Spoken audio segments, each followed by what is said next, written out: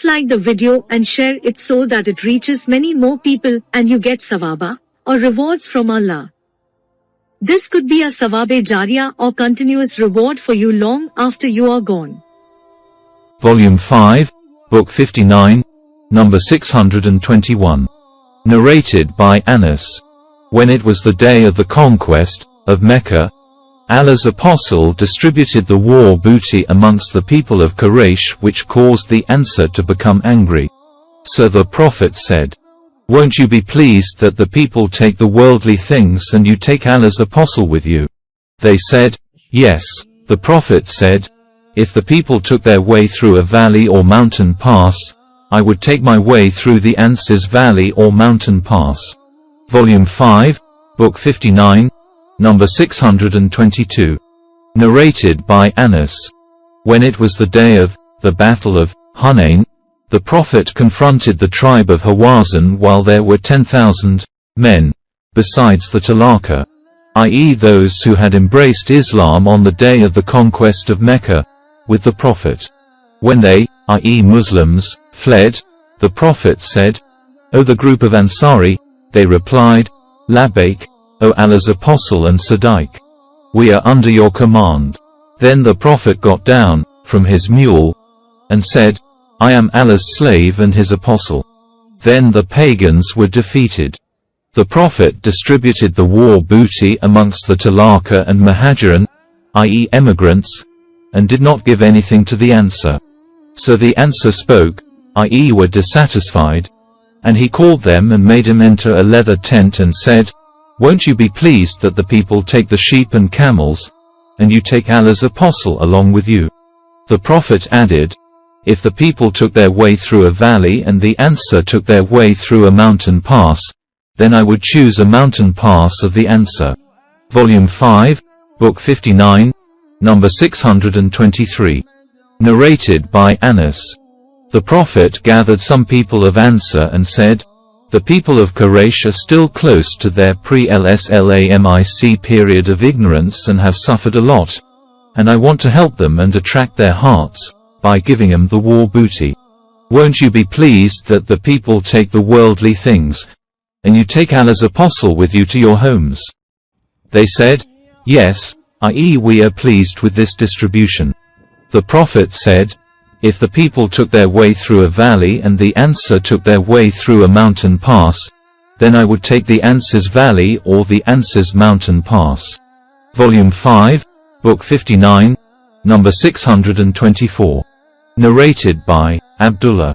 When the Prophet distributed the war booty of Hunain, a man from the Ansar said, he, i.e. the Prophet, did not intend to please Allah in this distribution.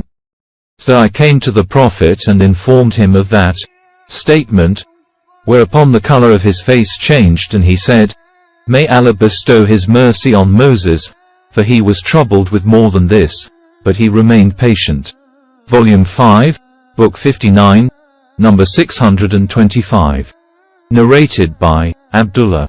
When it was the day of Hunain, Prophet favored some people over some others in the distribution of the booty.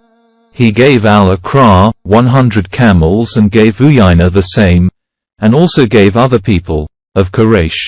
A man said, "Allah's pleasure was not the aim in this distribution." I said, "I will inform the Prophet about your statement." The Prophet said, "May Allah bestow mercy on Moses, for he was troubled more this but he remained patient." Volume 5, Book 59, number 626. Narrated by Anas bin Malik.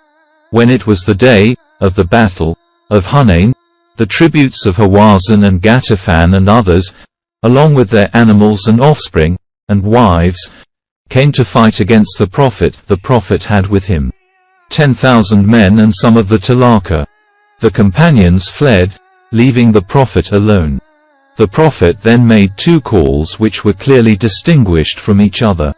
He turned right and said, "O the group of Ansar." They said, "Labbaik, O Allah's apostle. Rejoice, for we are with you." Then he turned left and said, "O the group of Ansar."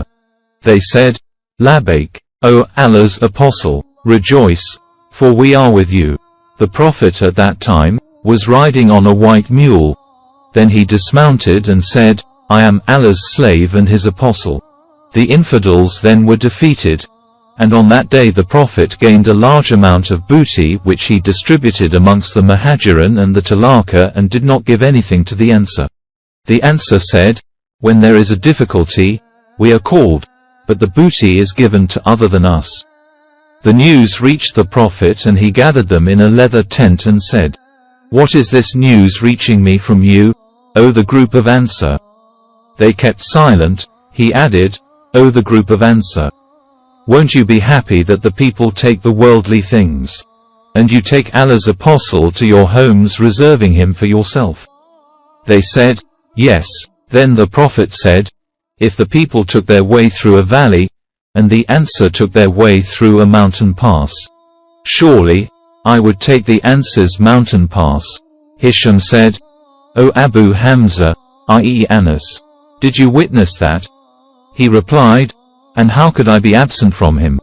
Volume 5, Book 59, number 627. Narrated by Ibn Umar. The Prophet sent a Sariyah towards Najd and I was in it, and our share from the booty amounted to 12 camels each, and we were given an additional camel each. So we returned with 13 camels each. Volume 5, Book 59, number 628. Narrated by Salim's father. The Prophet sent Khalid bin al-Walid to the tribe of Jadima and Khalid invited them to Islam, but they could not express themselves by saying, "Aslamna," i.e. we have embraced Islam.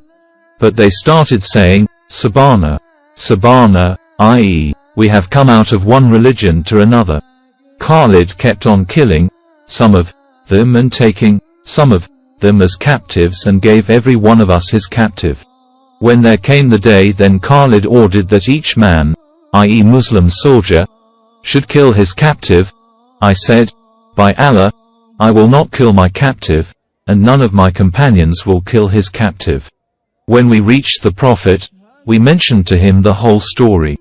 On that, the Prophet raised both his hands and said twice, "O Allah, I am free from what Khalid has done."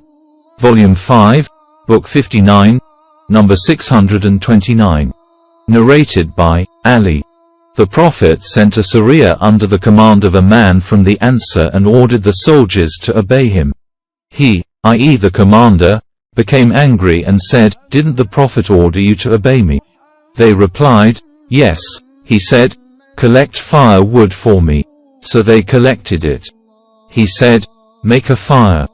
When they made it, he said, "Enter it," i.e. the fire.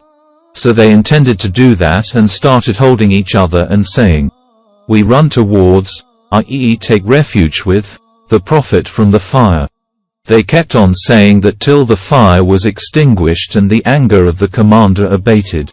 When that news reached the Prophet, he said, "If they had entered it, i.e. the fire, they would not have come out of it till the day of resurrection." Obedience to somebody is required when he enjoins what is good.